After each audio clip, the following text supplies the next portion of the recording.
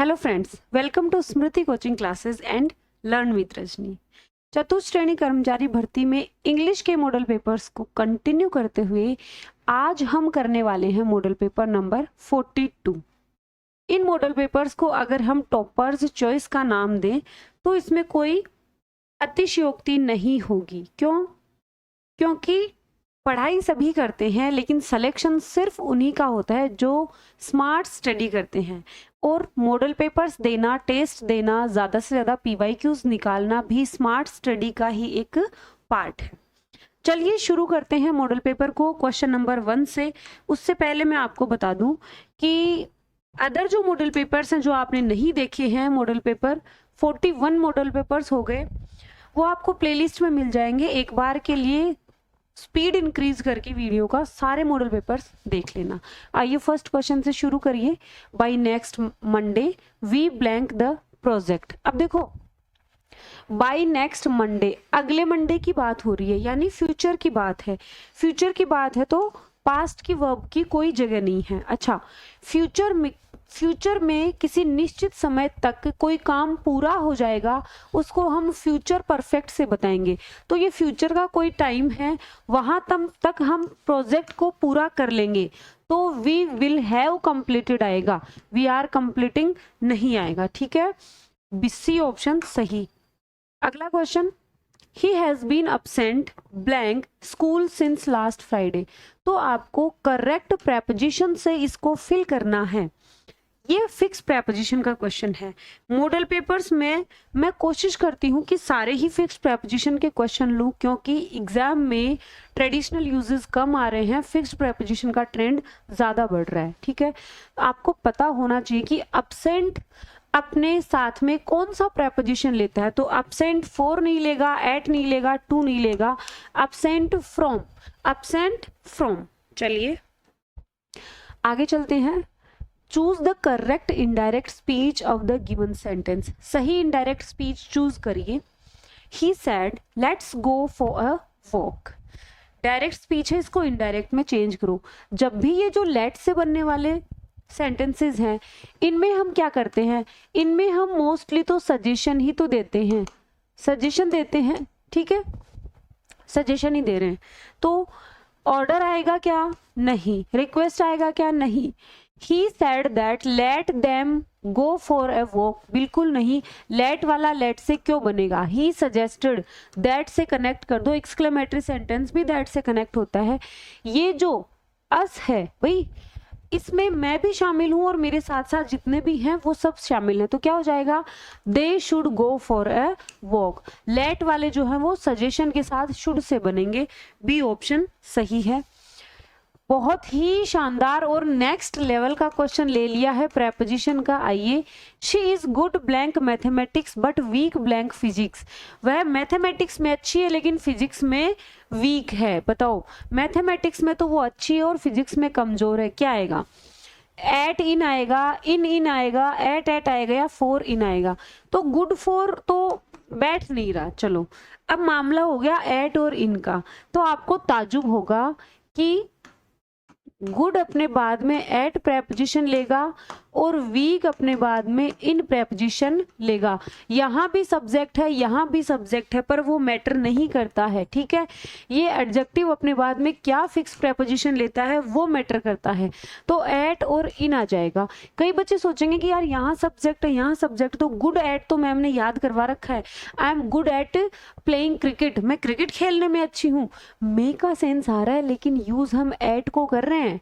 तो आप कभी भी प्रेपोजिशंस को इस तरह से याद मत करना कि विद का मतलब तो के साथ होगा, इन का मतलब तो में होगा, एट का मतलब तो पर होगा। नहीं, प्रेपोजिशंस का अकेले का कोई मीनिंग होता ही नहीं है। उनका तो जब वो अपने ऑब्जेक्ट का रिलेशन अदर वर्ड से बताएंगे तो उसके ऊपर डिपेंड करता है कि उसका क्या अर्थ निकलने वाला है। आइए अगला क्वेश्चन है, choose the passive voice. Passive voice choose करो। Who taught you French. तो टॉट क्या है? वर्ब की सेकंड फॉर्म, यानी पास्ट सिंपल टेंस है, पास्ट सिंपल टेंस है। चलिए, अब किससे बनेगा? हु वाला बाय हुम से बनेगा। बाय हुम से तो बनेगा, लेकिन वॉज वर्ब भी तो आएगा। वॉज वर्ब के बाद वर्ब की थर्ड फॉर्म, यहाँ डिड है, यहाँ हैव है, इन दो में वर है। चलिए देखते हैं, बाय हुम वर यू या by whom you were. Question में WH वर्ड के बाद पहले हेल्पिंग वर्ब आएगा, फिर सब्जेक्ट आएगा, तो ए ऑप्शन सही होगा। आगे चलिए next question, he is blank honest man and always speaks blank truth. Article का क्वेश्चन है, सही आर्टिकल से आपको इसको फिल करना है। ऑनेस्ट आपको बोलकर देखना है, आपने जो प्रोनाउंस किया तो ओ से हुआ, यानी एन आएगा, तो बी और डी को रिजेक्ट कर दीजिए। अब आपके पास ए और सी दो ऑप्शन बच गए। ट्रूथ के आगे किसका यूज करना है? अ ट्रूथ नहीं, अ ट्रूथ नहीं होता, टेल ए लाई होता है। देखो ये इंग्लिश भी क्या मजेदार है, ए लाई होगा लेकिन ए ट्रूथ नहीं होगा, क्या होगा? द ट्रूथ होगा। क्या होगा?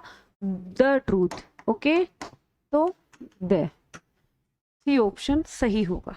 चले अगला question, I don't have blank money left, only blank coins in my pocket. Determiners का क्वेश्चन है, तो सबसे पहले आपको फोकस करना है नाउन के ऊपर। ये मनी है और ये कॉइन्स है, इसका मतलब ये नाउन कैसी है?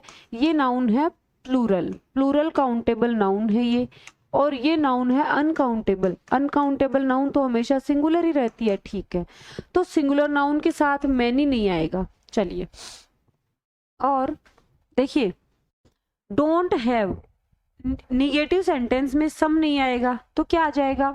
मच आएगा या एनी आएगा? I don't have any money left, only a few coins, मेरे पास कोई पैसा नहीं बचा है। एनी का यूज करेंगे, एनी और सम का यूज हम काउंटेबल और अनकाउंटेबल दोनों टाइप के नाउन के साथ कर सकते हैं, ठीक है, बी ऑप्शन। माई ब्रदर, अब आपको क्या करना है? सही पंक्चुएशन से इसको फिल करना है ना, सेलेक्ट द करेक्ट ऑप्शन, इनमें से सही ऑप्शन चूज करो जिसमें पंक्चुएशन का यूज सही किया गया हो। तो माई ब्रदर फिर कोमा लगाओ, फिर इस ब्रदर का जो के लिए जो क्लोज आया है ना, हु लिव्स इन दिल्ली, वो जो दिल्ली में रहता है, फिर कोमा आएगा, इज कमिंग टुमारो, कल आ रहा है, तो क्या आ जाएगा? डी ऑप्शन सही।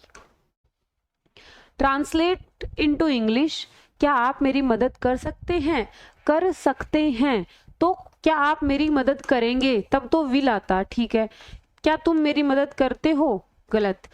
कुड यू हेल्प, अब देखो मॉडल के साथ वर्ब की फर्स्ट फॉर्म आती है, सेकंड या थर्ड फॉर्म नहीं आती, इसलिए ये सेंटेंस गलत है। अगर यहाँ पर हेल्प होता तो कैन और कुड दोनों से हम कर सकते हैं। अगर हमें और ज्यादा बहुत ज्यादा पोलाइटनेस दिखानी है तो कुड का यूज करना ज्यादा सही रहता है। लेकिन अगर हमें पता है कि सामने वाला हमें आंसर यस में देगा, तब आप मदद किससे मांग सकते हो? कैन से भी मांग सकते हो, कैन यू हेल्प मी। यहाँ कुड भी हो सकता था, लेकिन यहाँ हेल्प होता तब कुड हो सकता था। आगे चलिए, बहुत ही शानदार क्वेश्चन है वर्ड्स रॉन्गली यूज्ड का, choose the correct word pair. She could not blank the pen, pen का मतलब यहाँ दर्द से है, तो दर्द क्या करेगी? दर्द सहन नहीं कर सकी। सहन करने के सेंस में BARE, बेयर तो होता है नंगा, एक होता है ना बेयर वायर, नंगा तार, ठीक है, तो बेयर को तो रिजेक्ट कर दो, बियर हो गया, ठीक है। So the doctor gave her some medicine, इसलिए डॉक्टर्स ने उनको मेडिसिन दी। टू ब्लैंक हर सफरिंग, उसकी पीड़ा को कम करने के लिए। बेटा एलिवेट तो बढ़ाना होता है, ये तो वैसे ही नहीं आएगा, और एलिविएट हो जाएगा कम करना, शांत करना, और बेयर होता है नंगा, तो यहाँ रिजेक्शन से भी सिलेक्शन हमने कर लिया है।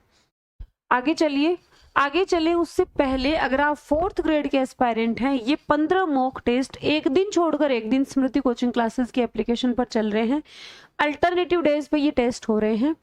आप इच्छुक हैं टेस्ट देने के, बहुत ही नॉमिनल फी में हम आपको दे रहे हैं ये 15 फुल टेस्ट, जो कि पूरी तरह से एग्जाम पैटर्न पर बेस्ड हैं। इन टेस्ट को देने का तरीका मैं आपको बता देती हूँ। आपको हर दिन छोड़कर हर दिन एक टेस्ट मिलेगा। उस टेस्ट को कितनी भी बार आप दे सकते हो, एक टेस्ट को कम से कम 2 बार तो दे ही लेना, ठीक है, क्योंकि अभी आपके पास ज्यादा टाइम नहीं है, टाइम वेस्ट नहीं करना, एक ही एक चीज के पीछे नहीं पड़ना, लेकिन एक टेस्ट को 2 बार दे लेना। 120 प्रश्नों का अच्छा कलेक्शन है, और पहली बार दोगे टेस्ट, अपनी रैंक देख लेना, उसके बाद उसकी पीडीएफ डाउनलोड करना, जो आपके गलत हुए हैं वो क्यों गलत हुए, आपने कहाँ सिली मिस्टेक्स की, उसको एनालिसिस जरूर करना। मेरे कहने से एनालिसिस करने के बाद आप उसी टेस्ट को दोबारा देना बस। अगर आप ये चाहते हो कि यार टाइम कम है तो एक बार टेस्ट दिया, जो गलत क्वेश्चन है उनका एनालिसिस किया और हमने जो एक्सप्लेनेशन दे रखी है उसमें एक्सप्लेनेशन को देख लिया, वो भी इनफ होगा। आगे चलते हैं। ही फॉलोज द रूल्स, वह रूल्स को, नियमों को फॉलो करता है। आज की क्लास में, आज के मॉडल पेपर में मैंने ट्रांसलेशन के टॉपिक को थोड़ा सा वेटेज दिया है। अब जो मॉडल पेपर्स करवाएंगे उसमें हम यही करेंगे कि एक टॉपिक को थोड़ा ज़्यादा वेटेज देंगे, ज़्यादा टॉपिक नहीं, इतने 15 टॉपिक आपके हैं। तो वह नियमों का बदलता है, पीछा करता है, चलाता है या पालन करता है। फॉलोज का मतलब यहाँ पालन करना है, नियमों का पालन करते हैं। अगर किसी आदमी को फॉलो कर रहे हैं तो उसका हम पीछा कर रहे हैं। It is a very beautiful painting, इसको एक्सक्लेमेटरी सेंटेंस में क्या करना है, ट्रांसफॉर्म करना है। बताओ कैसे करोगे। तो it is a very beautiful painting, ये दो तरीके से ट्रांसफॉर्म हो सकती है। How beautiful the painting is, या तो ऐसे होगी, क्या हो जाएगा, what a beautiful painting it is.